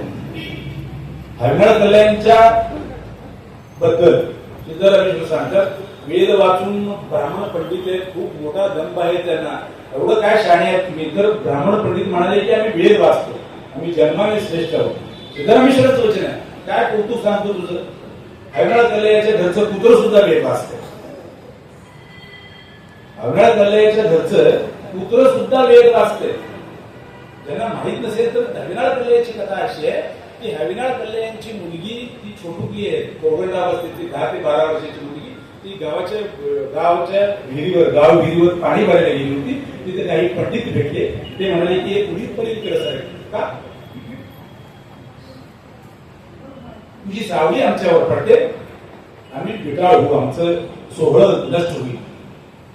ती मुलगी म्हणते की ती कल्याची मुलगी आहे, आपण आता समजून घ्यायला पाहिजे कल्याची मुलगी कसं असणार. ती म्हणते तुझी माझी सावली जर तुझ्यावर पडत असेल तर तू बाटतो, तुझी सावली माझ्यावर पडल्या तर मी बाटत नाही का, माझं सोहळं जायला पाहिजे ना. त्यांच्यामध्ये वाद होता. त्यापैकी एक ब्राह्मण तिला ढकलतो, तिचं घागर पडतं आणि देवी मातीचं ते फुटतं आणि ती मुलगी रडत घराकडे. आणि त्यांच्या पंडितांमध्ये चर्चा सुरू होती, काय अरोगंट मुलगी आहे. कल्याची मुलगी, आम्ही एवढे पंडित एवढे मोठे शास्त्री आणि आम्हाला ती उलट बोलते, नमस्कार केलं पाहिजे, लांब थांबवायला पाहिजे, की काहीच करत नाही. ते सगळे हविनाळ कल्याणाकडे येतात आणि कल्याण हे सिद्धरामेश्वरांचे स्वतःला भक्त म्हणून घेतात. शरणामध्ये एक वैशिष्ट्य आहे सगळ्या शरणांचं, हे एकमेकांचे भक्तच आहेत. त्यात कुणीही दावा केलेला नाहीये मी याचा गुरु आहे. जे गाडगेबाबा म्हणतात मी कुणाचा गुरु नाही, माझा कुणी चेला नाही. शरणांची भूमिका तशी आहे. सगळे शरण उलटे सांगतात, सगळे एकमेकांना गुरुच म्हणतात. चन्नबसवांना सिद्धरामेश्वरांना गुरु म्हणतात, सिद्धरामेश्वर चन्नबसवांना गुरु म्हणतात, अल्लम प्रभू चन्नबसवांना गुरु म्हणतात, चन्नबसवांना बसवांना गुरु म्हणतात आणि बसवांना चन्नबसवांना गुरु म्हणतात. कक्कय्या बसवांना गुरु म्हणतात आणि बसवांना कक्कय्या माझे आजोबा पूर्वज तात भुक्तात म्हणतात. महाराज चन्नय्याला माझे पूर्वज म्हणतात. गोत्र पुरुष काय सांगतात, 8 ऋषी गोत्र पुरुष आहेत आणि आमच्या गोत्राचं काय म्हणले की आपण सांगतो, ज्याला माहित नाही आहे मंदिरात जे विचारतात की गोत्र काय म्हणले की आपल्याला पळवाट आहे त्याच्यात, कश्यप गोत्र सांगायचं. मला 8 ऋषी पैकी जर तुम्हाला गोत्र माहित असेल तर कश्यप. हे 12व्या शतकात बसवांनी त्याला उत्तर दिलं की जर तुम्हाला गोत्र पुरुष माहित नसतील, तुम्हाला जर कोणी गोत्र विचारलं तर तुमचं गोत्र कक्कय्या म्हणून सांगा. कक्कय्याच्या गोत्रातले आम्ही आहोत, आम्ही चेन्नईच्या गोत्रातले आहोत. असं ज्या माणसावर प्रभाव आहे, जो माणूस स्वतःला सिद्धरामेश्वरांचा भक्त म्हणून घेतो, ते हरिनाळ कल्याया त्या पंडितांना सांगला, हा काय तुमचं भारी आहे, तुम्ही म्हणाले आम्ही वेद वाचतो, आम्हाला वेदांचा अभ्यास आहे. कल्याया म्हणाले वेद काय माझं पुत्र पण म्हणतं, ते त्यांचं श्वास जे आहे ते वेद म्हटलं म्हणे. तसं त्याच्यानंतर साधारणतः 125 वर्षांनी ज्ञानोबा राया नावाचा मुलगा रेड्याच्या मुखातून वेद उघडला. ह्या सगळ्या गोष्टी प्रतीक आहेत. ज्या माणसांना प्रतिष्ठा नव्हती, ज्यांना तुम्ही शूद्राती शूद्र म्हणून म्हणवलं, ज्यांना दारात येत नव्हते तुम्ही, त्या लोकांना हरळ यांनी, पर्यायानं शरणांनी, पर्यायानं हविनाळ कल्याणी, सिद्धरामेश्वरांनी शहाणं केलं. शरण धर्म हा समाजाला शहाणं करणाऱ्यांचा धर्म आहे. किंबहुना आम्ही एकटे शहाणे, तुम्ही सगळे बिनअकली असं म्हणणाऱ्यांचा धर्म अजिबात नाही. त्या हविनाळ कल्याचा पुत्रा वेद म्हणतो. सिद्धरामय्या त्या हविनाळ कल्याला पोट करतात.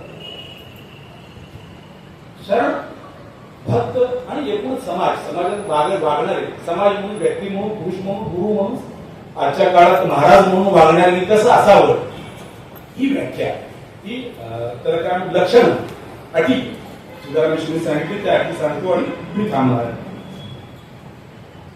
भक्ताचं मन स्त्रीमध्ये झालं असतं. एखाद्या स्त्रीवर तुझं मन आलं तर तिच्यासोबत लग्न कर आणि संसार कर. भक्ताचं मन एखाद्या स्त्रीवर आलं तर तू लग्न कर आणि तिच्यासोबत संसार कर. भक्ताचं मन प्रॉपर्टी कर. तुला वाटलं की बाबा 10 एकर शेती असायला पाहिजे, पैसे दे आणि खरेदी कर. भक्त नमना ಹೆಣ್ಣಿನೊಳಗಾದಡೆ ವಿವಾಹವಾಗಿ ಕೂಡುವರು. ಭಕ್ತ ನಮನ ಮಣ್ಣಿನೊಳಗಾಡದೆ आरडे ಕೊಂಡು आलयव ಮಾಡುವರು. तुला जर प्रॉपर्टीचा मोह झाला तर तू पैसे दे, घे, तिथं घर बांध आणि राहा.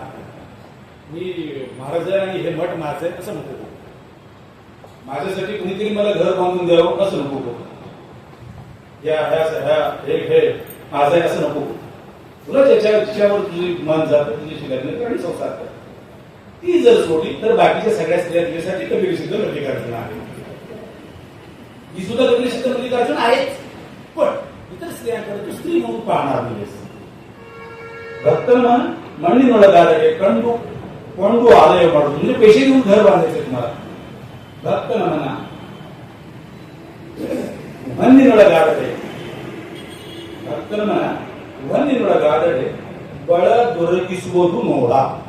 म्हणजे भक्ताचं मन मला जर वाटलं मला तर कड्या हातात आणखी पुष्करात गळ्यात रॉकेट जर मला पाहिजे असेल तर मला ते घर विकावं आणि मीच दाखिले करेल. मी तुमच्या घरात तुमच्या मुलीच्या लग्नाला येतो आणि मला एक थोडं सोनं द्या असं नाही म्हणायला पाहिजे. सिद्धरामेश्वरनी 12व्या शब्दात सांगितलं, मी अजिबात सांगत नाही. भक्तन म्हणा मण्ಣಿನೊಳಗಾದರೆ बळ ದೊರಕಿಸುವುದು ನೋಡ. म्हणजे यू हॅव टू पे. मी श्रम करायचं पुन्हा बसवादी शरणांनी जे काही सांगितलं, शरणांची भूमिका जी काय आहे तुम्ही काय निष्ठ असले पाहिजे. तुम्हाला ऐकतं घ्यायचं नाही आहे, तुम्हाला कुणीतरी मठ बांधून द्यायचं आहे आणि तुम्ही तिथं महाराज म्हणून राहायचंय किंवा भक्त म्हणून राहायचंय, तुमचा अवलंब करायचं नाहीये. कन्यादान करून कुणीतरी तुझं पुनर्वसन करायला अजिबात नाही. भर मुलगी तुला जर जी पसंत पडेल तिच्याशी लग्न कर, तिच्यासोबत राहा, संसार कर. शरणांचा धर्म हा दाम्पत्य धर्म आहे. भक्तन म्हणा मण्ಣಿನೊಳಗಾದರೆ बळ ದೊರಕಿಸುವುದು ನೋಡ. हे कपिल सिद्ध मल्लिकार्जुन तुमच्या साक्षीने मला वाटतं आपण हा नियम जर केला तर ज्या काही गोष्टी आपण वाचतो, सांगतो, ज्या काही गोष्टी आपल्या भोवताली घडत आहेत त्या सगळ्यावर त्यापेक्षा वेगळं उपाय असावं असं मला वाटत नाही. मी आधीच सांगितलं होतं की मी शेवटाकडे आलो आणि शेवट करच म्हणून येस निरोपाला त्याबद्दल त्यामुळे पुन्हा एकदा मला वारंवार मला असं वाटतं की मी जेव्हा कोल्हापूरमध्ये आलो काहीतरी ज्या ज्या गावात मी जातो तुम्ही सर तुम्हाला सांगायला मला जास्त आनंद होईल कारण तुम्हाला विषय माहित नाही. मी लोकमतमध्ये आलो होतो कोल्हापूरला आल्यानंतर मी ज्या ज्या गावात नोकरीसाठी गेलो मी भद्रेश्वर मठ म्हणून फिरतो. माझं नाव आता तुम्हाला माझी जात किंवा धर्म वाटायची गरज नाही. मी घसा उघडून सांगतो मी धर्मच मला आहे तरी लोक म्हणतात तू स्वामी आहेस, तू जंगम आहेस, तू अपूर्व आहेस, तू महाराज आहेस. म्हणून मला वारंवार ते क्लॅरिफिकेशन द्यावं लागतं. म्हणजे माझ्या भगव्यात मी म्हणजे भारी दिसतंय म्हणून ते भगवत कपडे घालतोय, त्याच्या माझं दुसरं काही हेतू नाही. तर ज्या ज्या गावात मी जातो त्या गावातल्या मठ संस्था ह्या माझ्या संवेदनेच्या आणि आस्थेचा विषय. कारण मी वयाच्या साधारणतः 8व्या वर्षापासून 10वी पर्यंत 7वी ते 10वी मी मठात राहून शिकलो. ज्या गावात गेले की त्या मठाला जायचं, कोण आहे का महाराज नाही का, काय कार्यक्रम करतात का, श्रावणात काय कार्यक्रम होतात का, सोमवार काय होतात का, अमावस्या पौर्णिमेला आवर्जून करतो पण काय होतात का, असं करत त्या त्या गावात करत होतो. मी जेव्हा कोल्हापूरमध्ये आलो कोल्हापूरमध्ये ही मी विचारत म्हणजे आम्ही बावड्यात राहत होतो. आमचं लोकमत ऑफिस शिरोली MIDCला आहे, आजही आहे, तिथंच आहे. आम्ही येत असताना तर लोकांनी सांगितलं पत्रकारांनी त्या दसराच्या चौकात एक मठ आहे बोलून. मी आणि माझं 1.5 वर्षाचं बाळ आणि माझी मिसेस आम्ही आलो. त्यावेळी पहिला माणूस भेटतो मला राशी सर सांगितली अरे स्वामी आहे तुम्ही, स्वामी खूप आपल्यासाठी आहे. त्यावेळी आपल्या डोक्यात लिंगायत धर्मनिगम ह्या गोष्टी होत्या, पुरुषांना आहार येतो त्या विषय नव्हता. तर ह्या सगळ्या गोष्टी ज्या आहेत मग संस्थांनी माझ्या जास्त आस्थेचा आणि संवेदनशील आणि मग संस्थांमध्ये होणाऱ्या जे काही गोष्टी आहेत आपण सिद्धरामेश्वरांच्या या वचनाशी जर टाळून पाहिलं मला वाटतं वेगळ्या कुठल्या तरी चंद्ररेखा हे विश्लेषण करायची गरज नाही असं वाटतं. पाटीलकाकांनी मला विषय दिला आणि ह्या विषयावर काय करा काय काय बोलावं ह्याच्या सगळ्याच गोष्टीसाठी आम्ही व्यासपीठ ठरवत होतो. त्याचे आज पाटील साक्षीदार संधी दिली त्याप्रमाणे आणि तुम्ही ऐकलं त्याबद्दल मी पुन्हा एकदा आभार मानतो. शरणशः